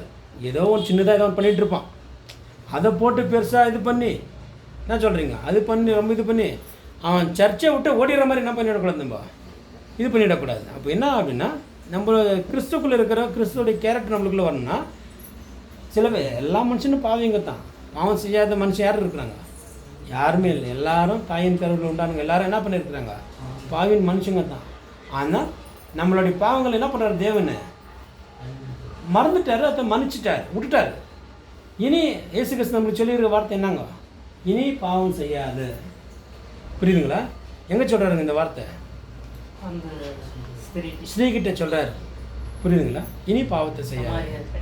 அப்போ இன்றைக்கினாக்க நம்மளுக்கும் அதே தான் சொல்கிறேன், இனி பாவத்தை நம்ம என்ன பண்ணக்கூடாது, கண்டினியூ பண்ணக்கூடாது. நம்ம இன்னொருத்தருடைய விசுவாசத்துக்கு தடையாக இருக்கக்கூடாது. அவங்களுடைய வளர்ச்சிக்கு நம்ம என்ன பண்ணோம், ஒரு சப்போர்ட்டாக இருக்கலாம் அவசரம், நம்ம தடுங்களாக இருக்கக்கூடாது. இதுதான் கிறிஸ்துவோடைய கேரக்டர்னு நம்ம பார்க்குறோம். இன்னொரு வசனம் இல்லைங்க, ரோமர் 12ஆம் அதிகாரம் 1வது வசனம். அப்படி இருக்க சகோதரரே, நீங்கள் உங்கள் சரீரங்களை பரிசுத்தமும் தேவனுக்கு பிரியமுமான ஜீவபலியாக ஒப்புக் கொடுக்க வேண்டும் என்று தேவனுடைய இரக்கங்களை முன்னிட்டு உங்களை வேண்டிக் கொள்ளுகிறேன். நாங்கள் இப்போ என்ன பண்ண சொல்கிறாருனாக்கா, நம்மள ஜீவபலியாக ஒப்பு கொடுன்றாரு. நம்மளுடைய சரீரத்தை என்ன பண்ணோம், பரிசுத்தமாக்கி நம்ம ஒடுக்கணும். நம்மளுடைய பாவங்கள், நம்மளுடைய ஆசைகளை நம்ம என்ன பண்ணோம், ஒடுக்கணும். அதை ஒடுக்கி நம்ம பரிசுத்தமாகி ஜீவபலியாக ஒப்பு கொடுக்கணும். இப்போ சில இதை பார்த்தீங்கன்னாக்கா, ஏதோ ஒரு பொருள் வாங்குறோம்னாக்கா, அந்த பொருளை நம்ம என்ன பண்ணுவோம், 4 பக்கம் பார்க்குவோம், நல்லா இருக்குதா, உடஞ்சிட்டுக்குதா, இல்லை கிராக் விட்டுக்குதான்ட்டு. எங்கேயாவது கொஞ்சம் டேமேஜ் ஆனாலும் நம்ம என்ன பண்ண மாட்டோம், வாங்க மாட்டோம். அது பொருளாக இருக்கலாம், இல்லை ஒரு பழமோ இல்லை காயோ, நம்ம சாப்பிட்ற பொருளே இருந்தாலும் பார்த்தாக்கா ஏதாவது கொஞ்சம் சொத்தியாக கித்தியாக ஆகிட்டு இருந்தாக்கா என்ன பண்ண மாட்டோம், அதை வாங்க மாட்டோம். ஏன்னா நம்ம காசு கொடுத்து வாங்குகிறோம். இதை ஃப்ரீயாக கொடுத்தாக்கா வாங்கிக்குவோம். ஏன் இப்போ ஒரு மாங்காய் கொடுக்குறாங்கன்னு வச்சுக்கோங்களேன், சைடில் சொத்தையாக இருக்கும், ஃப்ரீயாக கொடுத்தாக்கா அவங்க சொல்லுவாங்க கொஞ்சம் சொத்தியாக்குது பார்த்தேன், பரவாயில்லண்ணா அது கொஞ்சம் சைடில் கட் பண்ணி போட்டால் சாப்பிட்டு போகிறோம், அதில் என்ன இருக்குதுன்னு சொல்லுவோம். புரியுதா? அந்த காசு கொடுத்து வாங்குறதா இருந்தால் நான் காசு கொடுத்துங்கிறதில்ல நல்ல பழமாக கொடுணும். புரியுதுங்களா? அந்த மாதிரி நம்மளுடைய வேல்யூ நம்மளுக்கு தெரியணும். பரலோகத்துக்கு நம்ம போகிறோம்னாக்கா நம்ம யார், நம்ம எப்படி, நம்மளுடைய வேல்யூ, நம்மளுடைய ரட்சிப்புடைய வேல்யூ தெரியணும் நம்மளுக்கு. அந்த ரட்சிப்புடைய வேல்யூ தெரியாத போயிடுச்சுனாக்கா நம்ம இந்த உலகத்தில் வாழ்கிறது பிரயோஜனம் இல்லை. ஏன்னா இலவசமாக கிடச்சிச்சு இல்லையா நம்மளுக்கு, அதை நம்ம என்ன பண்ணக்கூடாது, அசட்டப் பண்ணக்கூடாது நம்ம. புரியுதுங்களா? இன்னொரு வசனம் படிங்க. மார்க் 16 அதிகாரம் 6வது வசனம்.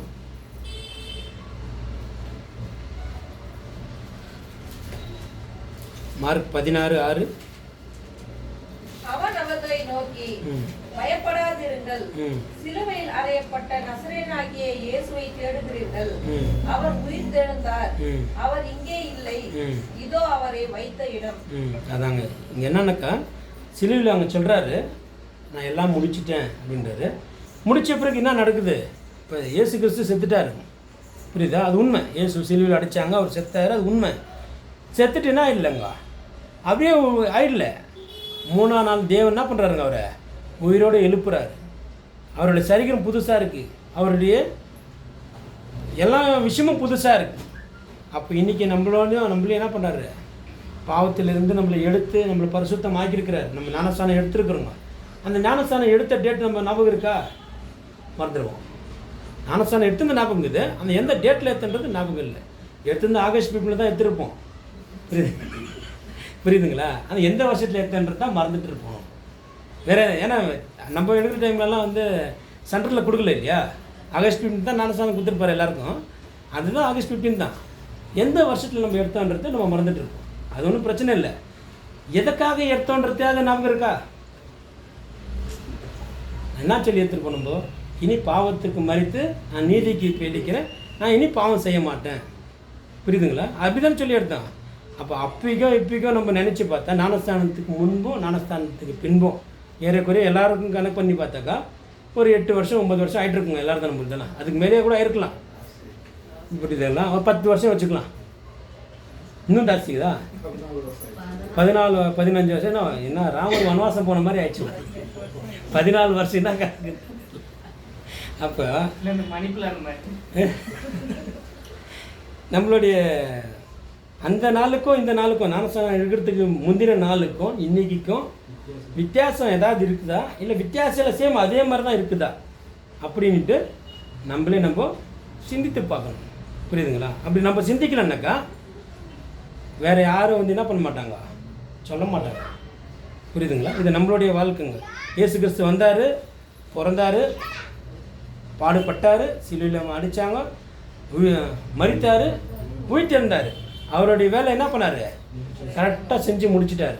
அவருடைய சிஷ்யனாக இருக்கிற நம்ம அவருடைய வார்த்தைகளுக்கு நம்ம செவி கொடுத்து நம்ம நடக்கிறோமா அப்படின்னு நம்ம பார்க்கணுங்க. புரியுதுங்களா?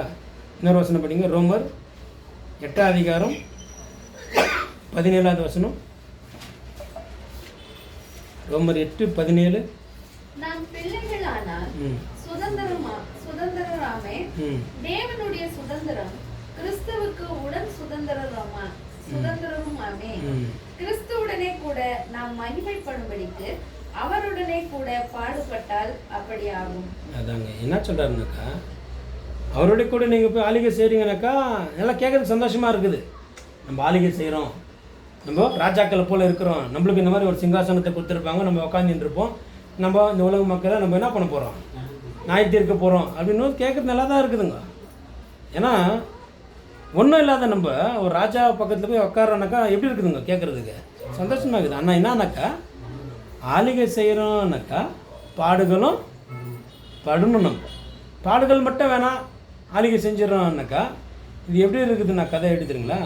ஒருத்தர் வேலைக்கு போனாராம், வேலைக்கு போயிட்டு இன்டர்வியூலாம் போனாராம். அவர் சொன்னாராம், இந்த மாதிரி உனக்கு சம்பளம் இப்போ 5000 தரேன்ப்பா, ஒரு 6 மாதம் கழிச்சு 10,000 தரேன் அப்படின்னு சொல்லும்போது அவரு என்னன்னாராம், அப்போ நான் 6 மாதம் விட்டு வந்துடுறேன் சார் வேலைக்கு என்னாராம். புரியுதுங்களா? 6 மாதம் விட்டு நீ போனாலும் அதே சம்பளம் தான். அப்போ என்ன நம்மளுக்கு இந்த 6 மாதம் அவர் கஷ்டப்பட்டு அவருடைய இது தெரியணும், பர்ஃபார்மன்ஸ் என்னது அவருடைய செய்யற திறமை. செய்கிற திறமை அவருடைய இது எல்லாம் தெரிஞ்ச பிறகு தான் அந்த 6 மாதத்தில் ஏற்றுவாங்க. நீ 6 மாதம் வரைக்கும் நீ அப்படியே இருந்து நீ எந்த ஒரு வேலையும் செய்யாமல் சும்மா போய்க்கணும் வந்து நிந்தினாக்கா 6 மாதம் இல்லை 60 வருஷம் ஆனாலும் உனக்கு அதே சம்பளம் தான். புரியுதுங்களா? நான் வேலை செஞ்ச இடத்துல 19 வருஷம் செஞ்சுக்கிறாரு வேலை ஒரு மனுஷன். அவருக்கு சம்பளம் எவ்வளோ 12,500 தான். ஆனால் அவர் ஸ்டார்டிங்கில் சேரும்போது 2,000 2,500 சேர்ந்துக்கிறாரு. நான் அங்கே போகும்போது 17வது வருஷம் ரன்னிங்கில் இருக்குது அவருக்கு. நானும் அங்கே 2 வருஷம் 3 வருஷம் செஞ்சுட்டேன். 3 வருஷம் செஞ்சு எனக்கு வந்து ஸ்டார்டிங் நான் போகும்போது எனக்கு வந்து 20,000 சம்பளம் கொடுத்தாங்க. நான் செஞ்ச அந்த 3 வருஷத்தில் மாதம் வருஷம் 1,000 ஏற்றுனாங்க.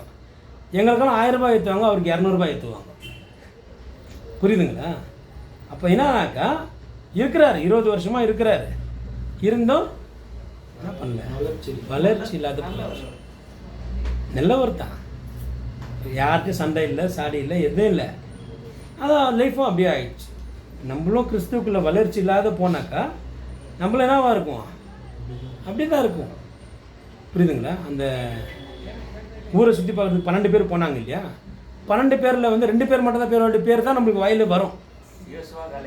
மீதி 10 பேர் அங்கே பேரும் தெரியாது. அங்கே சொல்லும்போது எல்லாரோட பேர் சொல்லி தானே கூப்பிட்டாங்க.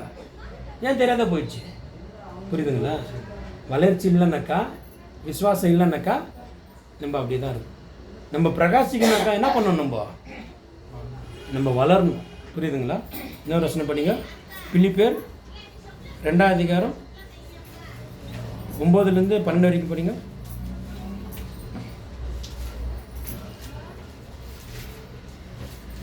ஆதலால் தேவன் எல்லாவற்றிற்கும் மேலாக அவரை உயர்த்தி இயேசுவின் நாமத்தில் வானோர் பூதலத்தோர் பூமியின் கீழானோருடைய முழங்கால்கள் யாவும் முடங்கும்படிக்கும் பிதாவாகிய தேவனுக்கு மகிமையாக இயேசு கிறிஸ்து கர்த்தர் என்று நாவுகள் யாவும் அறிக்கை பண்ணும்படிக்கும் எல்லா நாமத்திற்கும் மேலாக நாமத்தை அவருக்கு தந்துள்ளார். அதான் நீங்கள் என்ன சொல்கிறார் பார்த்தீங்கன்னாக்கா, அன்றைக்கி இயேசு கிறிஸ்துவ வந்து என்ன பண்ணாங்க? சபிச்சாங்க, திட்டினாங்க, அசிங்கப்படுத்தினாங்க, அவமானப்படுத்தினாங்க. இதெல்லாம் நடந்துச்சு. அவர் எத்தனை சிலுவையில் அடித்தாங்க, அவருடைய உயிரும் போச்சு. அவர் உயிர் தெழுந்துட்டு பிறகு தேவன் என்ன பண்ணாருங்க? அவரை அப்படியே விட்டுட்டாருங்களா? உலகத்துக்கே அவரை பிரகாசிக்க வச்சார்.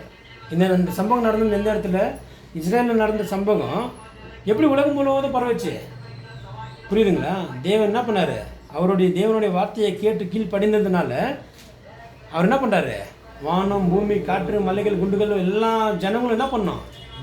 முழங்கால் இடணும். இயேசு கிறிஸ்துவோடைய நாமத்தை கேட்டால் முழங்கால் இடணும். அவருடைய நாமத்தை என்ன பண்ணோம்? அறிக்கை இடணும். அப்படி என்ன பண்ணுறாருங்க? தேவனை உயர்த்திட்டார். இன்னைக்கு இயேசு தெரியாத ஜனங்க இறங்குறாங்களா? புரியுதுங்களா? இயேசு சாமி எல்லாரும் சொல்லுவாங்க. அப்போ என்ன அப்படின்னு பார்த்தீங்கன்னாக்கா, தேவனுக்கு நம்ம உண்மையாக இருந்தாக்கா நம்ம உண்மையை தேவன் பார்க்குறாரு. கீழே படிங்கன்னா ஆயிடுச்சு. அது 9 வரைக்கும் 12 வரைக்கும். ஆதலால் எனக்கு பிரியமானவர்களே, நீங்கள் எப்பொழுதும் கீழ்ப்படுகிறபடியே நான் உங்களுக்கு சமீபமா இருக்கும் பொழுது மாத்திரமல்ல, நான் தூரமா இருக்கிற இப்பொழுதும் அதிக பயத்தோடும் நடுக்கத்தோடும் உங்கள் ரட்சிப்பு நிறைவேற பிரயாசப்படுங்கள். அதாங்க என்ன சொல்றாருங்க? நான் பக்கத்தில் இருந்தாலும் சரி, தூரத்தில் இருந்தாலும் சரி, உங்களுடைய ரட்சிப்பு நிறைவேற என்ன பண்ணணும்? நீங்கள் தான் பிரயாசப்படணும். புரியுதுங்களா? உங்களுக்காக நான் பிரயாசப்பட முடியாது. ஏன் அப்படின்னா அவங்கவுங்க ரட்சிப்பு அவங்கவுங்க கையில் இருக்குது. இப்போ பரலோகத்துக்கு நம்ம போகணும்னு நம்மளுக்கு ஆசை இருந்துச்சுனாக்கா நம்ம ரட்சிப்பை நம்ம என்ன பண்ணோம்? நம்ம தான் காத்துக்கொள்ளணும், நம்ம தான் பிரயாசப்படணும். புரியுதுங்களா? இப்போது என் வீட்டில் ஒரு ரேஷன் ஏதாவது இல்லைன்னாக்கா, ஒரு காலி ஆயிடுச்சுன்னா என்ன பண்ணோம்? நான் தான் வேலைக்கு போகணும், நான் தான் சம்பாதிக்கணும். ஏன்னா என் வீட்டில் பிரச்சனை இருக்குது அப்படின்னு நான் தான் முடிவு இது பண்ணணும். எனக்கு பதில் அண்ணா வேலைக்கு போயிட்டாருனாக்கா அவர் குடும்பத்துக்கு அவர் பார்க்குவார், என் குடும்பத்துக்கு நான் தான் பார்க்கணும். புரியுதுங்களா? அந்த மாதிரி ரட்சிப்பு நம்மளுக்கு மாத்திரம் இல்லை, நம்ம குடும்பத்தை கூட என்ன பண்ணணும்? நம்ம தான் காப்பாற்றணும். ஏன்னா அவங்களுக்கு தெரியாது, குழந்தைங்களுக்கு தெரியாது, சிஸ்டருங்களுக்கு தெரியாது. அது என்ன பண்ணணும்? நம்ம தான் அந்த ரட்சிப்பு நம்மளும் ஓடணும், அவங்களையும் ஓட வைக்க கூட்டின்னு போகணும். இல்லை நான் ஓடுறேன்னு சொல்லிட்டு தனியாக ஓடணும், நான் சன்னியாசியாக தான் ஓட வேண்டியதாக இருக்கும். புரியுதுங்களா? காசி ராமேஸ்வரத்துக்கு தான் போய் உட்காந்துக்க வேண்டியதாக இருக்கும். அப்போ எல்லாம் குடும்பத்தோடு சேர்த்து கூட்டின்னு போனால் தான் தேவன் என்ன பண்ணுவாருங்க? சந்தோஷப்படுவார். புரிஞ்சுங்களா? இன்னொரு வசனம் படிங்க. மத்தேயு 11 அதிகாரம் 21 23 வரைக்கும் படிங்க. மத்தேயு 11 21 23. கோராசீனே, உனக்கு ஐயோ! பெத்சாய்தாவே, உனக்கு ஐயோ! உங்களில் செய்யப்பட்ட பலத்த செய்கைகள் தீருவிலும் சீதோனிலும் செய்யப்பட்டிருந்ததானால் அப்பொழுது ரட்டுடுத்தி சாம்பலில் உட்கார்ந்து மனம் திரும்பி இருப்பார்கள். நியாய தீர்ப்பு நாளிலே உங்களுக்கு நேரிடுவதை பார்க்கிலும் தீருவுக்கும் சீதோனுக்கும் நேரிடுவது லகுவாய் இருக்கும் என்று உங்களுக்கு சொல்லுகிறேன். அதான் என்ன சொல்கிறார் பார்த்தீங்கன்னாக்கா, யோனா தீர்க்கதரிசி காலத்தில் என்ன பண்ணாங்க? எல்லாம் பாவம் செஞ்சு கொண்டு இருந்தாங்க. அப்போ இவர் என்னன்றாரு? இவங்க சொன்னாலும் கேட்க மாட்டாங்க அப்படின்ற முடிவில் இருந்தார். இப்போ சொல்லு, அவங்க மனம் திருந்துறாங்க அப்படின்னு சொன்ன பிறகு அவங்க என்ன பண்ணுறாங்க?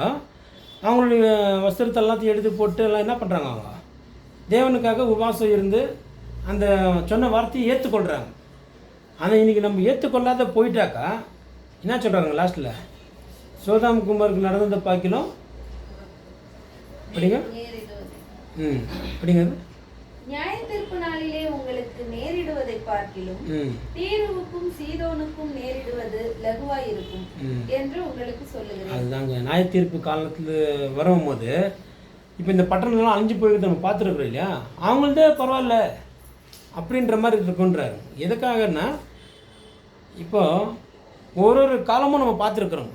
அப்ரஹாம் காலத்தில் என்ன நடந்துச்சு, மோசே காலத்தில் என்ன நடந்துச்சு, புரியுதுங்களா? இப்போ யோனா காலத்தில் என்ன நடந்துச்சு, இது எல்லாமே நம்ம எல்லாத்தையும் என்ன பண்ணியிருக்கிறாரு? கண்ணு முன்னாடி நடந்த மாதிரி க்ளீனாக காமிச்சிருக்கிறாரு.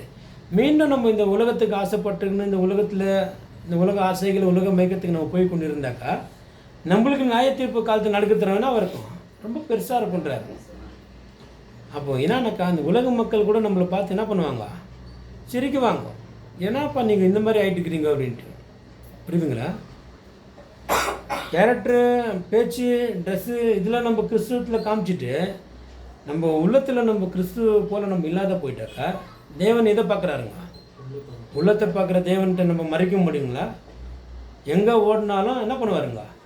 தேடி வந்து பிடிப்பாருங்க. புரிஞ்சுங்களா? அப்போ என்ன அப்படின்னு சொன்னாக்கா நம்மளை என்ன பண்ண சொல்கிறாருங்க? இந்த புது வருஷம் வரும்போது நீங்கள் உங்களை புதுப்பிச்சு கொள்ளுங்க. புரிஞ்சுங்களா? புது துணி போடுறதுனால நம்ம என்ன ஆகிடுதில்ல, அப்படியே புது துணி போட்டுனா அப்படியே பரலோகத்துக்கு போய்ட்டு போகிறதில்ல. சிந்தனைகள் செயல்களும் நம்மளுடைய பேச்சுகளும் மாறாத போயிடுச்சுனாக்கா நம்ம பரலோகத்துக்கு கொஞ்சம் கூட போக முடியாது. புரியுதுங்களா? இன்னொரு வசனம் பண்ணிங்க. 1 பேதுரு 5 அதிகாரம் 5வது வசனம்.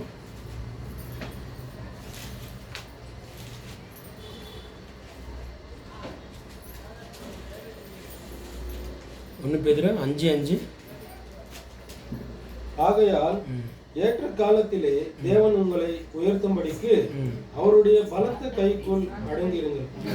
அந்தபடி இளைஞரே, மூப்பருக்கு கீழ்ப்படியுங்கள். நீங்கள் எல்லாரும் ஒருவருக்கொருவர் கீழ்ப்படிந்து மனத்தாழ்மையை அணிந்து கொள்ளுங்கள். பெருமையுள்ளவர்களுக்கு தேவன் எதிர்த்து நிற்கிறார், தாழ்மை உள்ளவர்களுக்கோ கிருபை அளிக்கிறார். அதாங்க என்னன்னாக்கா நம்ம எவ்வளோ தாழ்மையாக இருக்கிறோன்றது என்ன பண்ணுறாருங்க நம்மளுக்கு சொல்கிறாரு. இயேசு கிறிஸ்துக்கு இல்லைங்க என்றைக்காவது பெருமை இருந்துச்சா? புரியுதுங்களா? அவருடைய சிஷ்யராக இருக்கிற நம்மளுக்கு என்ன இருக்கக்கூடாதுங்க? பெருமை இருக்கக்கூடாதுங்க. மனத்தாழ்மை நம்ம கற்றுக்கொள்ளணும். புரியுதுங்களா? இப்போ அண்ணா படித்தாருங்க ஒரு வசனம், அவர் கைக்குள்ளே அடங்கிருங்க, ஏற்ற காலத்தில் என்ன பண்ணுவாருங்கள? உயர்த்துவார். தேவன் சில டைமில் சென்ட்ரல் இப்படி தான் கொடுப்பாருங்க வசனங்க. புரிஞ்சுங்களா? அவருடைய பலத்தை கைக்குள்ளே நீங்கள் அடங்கி இருந்தீங்கன்னாக்கா ஏற்ற காலத்தில் என்ன பண்ணுவார்? உங்களை உயர்த்துவார். அவருடைய கைக்குள்ளே நீங்கள் அடங்காத போயிட்டீங்கன்னாக்கா என்ன பண்ண மாட்டாருங்க? நம்மளை பிடிக்க மாட்டார், விட்டுருவார். புரிஞ்சுங்களா? இன்னொரு வசனம் படிங்க. மத்தேயு 5 அதிகாரம் 17வது வசனம்.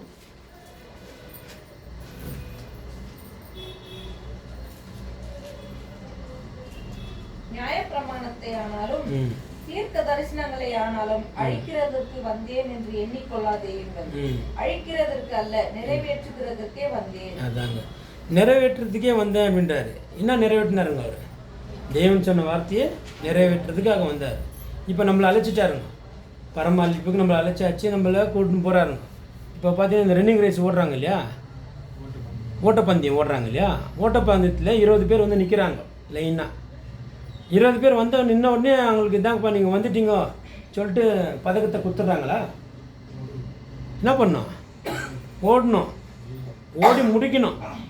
ஓடி முடித்து ஜெயிக்கிறவனுக்கு தான் பரிசு. கூட மற்றவங்களும் ஓடினாங்க, 19 பேரும் ஓடினாங்க தானே, 20 பேரும் ஓடினாங்க. அதில் 19 பேர் பின்தாங்கிட்டாங்க, ஒருத்தர் தான் ஜெயிச்சார். அந்த எல்லோரும் ஓடினாங்க தான், புரியுதுங்களா? அந்த பரிசு யாருக்கு கிடச்சிச்சு? ஓடி முடித்தவனுக்கு பரிசு. அந்த மாதிரி நம்ம வந்து நம்மளுடைய ஓட்டத்தை ஓடி முடிக்கணுங்க.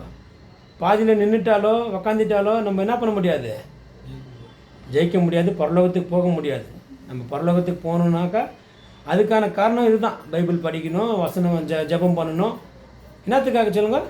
நம்மளை ஒவ்வொரு நாள் நம்மளே பரிசுத்தமாக நம்ம வச்சுக்கிறதுக்காக தான் இதெல்லாமே. நம்ம பரிசுத்தமாக ஏன்னாக்கா அவர் சொல்லிட்டுக்கிறார், எந்த நேரத்தில் வரும் தெரியாது, எப்போ வேணாலும் வந்து நான் என்ன பண்ணுவேன், கூப்பிடுவேன்றார். அப்போது அவர் வந்து நம்மளை கூப்பிடும்போது நம்ம என்ன இருக்கணும், பரிசுத்தமாக இருக்கணும். புரியுதுங்களா? தயங்கி நிற்கக்கூடாது. இல்லை ஆண்டவரை நான் தப்பு பண்ணிட்டேன், என்னை மன்னிச்சிடுங்க, நான் வர முடியாது, சாக்கு போக்கு சொல்ல முடியுமா? தேவன்கிட்ட சாக்கு போக்கு சொல்ல முடியாது. அவர் வானா வரணும், அவர் வர நேரத்தில் நம்ம பரிசுத்தமாக இருக்கணும். இப்போ அவருக்கு தேவை, இப்போ 4 பேர் தேவைப்படுதுன்னு வச்சுக்கோங்க. அந்த 4 பேரை கூப்பிட்றாரு, எனக்கு ஒரு 4 பேர் வேணும் வாங்க அப்படின்றாரு. ஆயத்தமாக இருக்கிறவங்க போயிடுவாங்க, ஆயத்தம் இல்லாதவங்க அங்கே இந்த 10 கனிகள் கதையை பார்க்குறோமே நம்ம. இதெல்லாம் நம்மளுக்கு ஒரு அடையாளம். நம்மளுக்கு ஒவ்வொரு நாளும் நம்மளை பரிசுத்தமாக இருங்க, நித்திய ஜீவனை சிந்தனையில் வச்சு கொண்டுருங்க அப்படின்னு சொல்கிறாருங்க. புரியுதுங்களா? இன்னொரு வசனம் படிங்க, கலாத்தியர் 3ஆம் அதிகாரம் 24ஆவது வசனம்.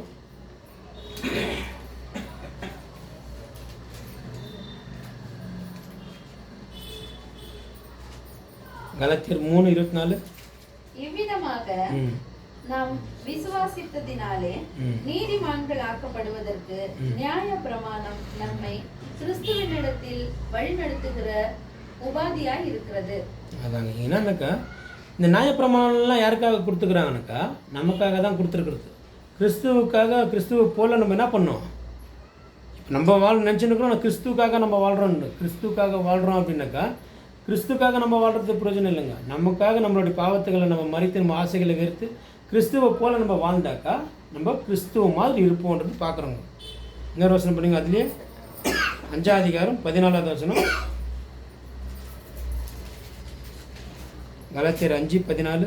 உன்னிடத்தில் நீ அன்பு கூறுவது போல பிறனிடத்திலும் அன்பு கூறுவாயாக என்கிற இந்த ஒரே வார்த்தையினாலே நியாயப்பிரமாணம் முழுவதும் நிறைவேறும். அதாங்க அந்த நியாயப்பிரமாணம் கொடுத்துருக்கிறாரு இல்லையா, நியாயப்பிரமாணத்தோடைய முழு கதை என்ன அப்படின்னாக்கா, நீ உன்னை அன்பு கூறுவதை போல மற்றவங்களை நீ அன்பு கூறுன்றாரு.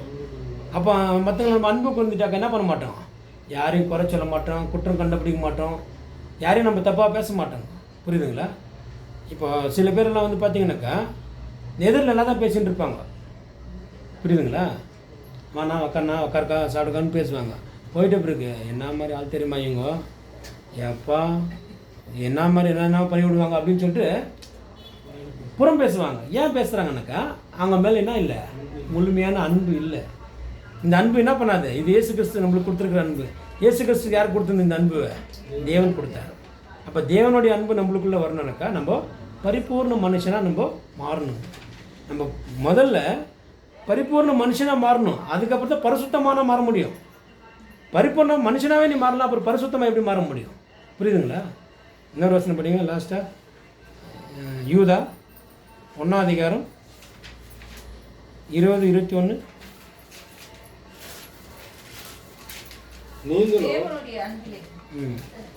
நீங்களோ பிரியமானவர்களே,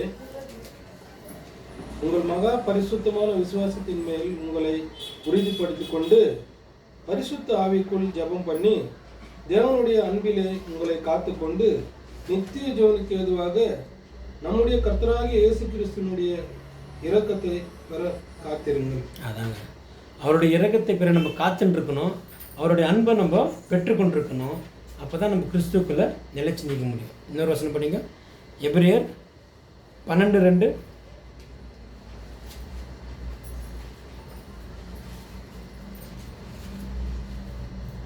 அவர் தமக்கு முன் வைத்திருந்த சந்தோஷத்தின் பொருட்டு அவமானத்தை எண்ணாமல் சிலுவையை சகித்து தேவனுடைய சிங்காசனத்தின் வலது பாரிசத்தில் வீற்றிருக்கிறார். அதாங்க எவ்வளோ அவமானம் வந்துச்சுங்க, எப்படி அசிங்கப்படுத்தினாங்க, அடித்தாங்க, திட்டினாங்க, துன்பப்படுத்தினாங்க.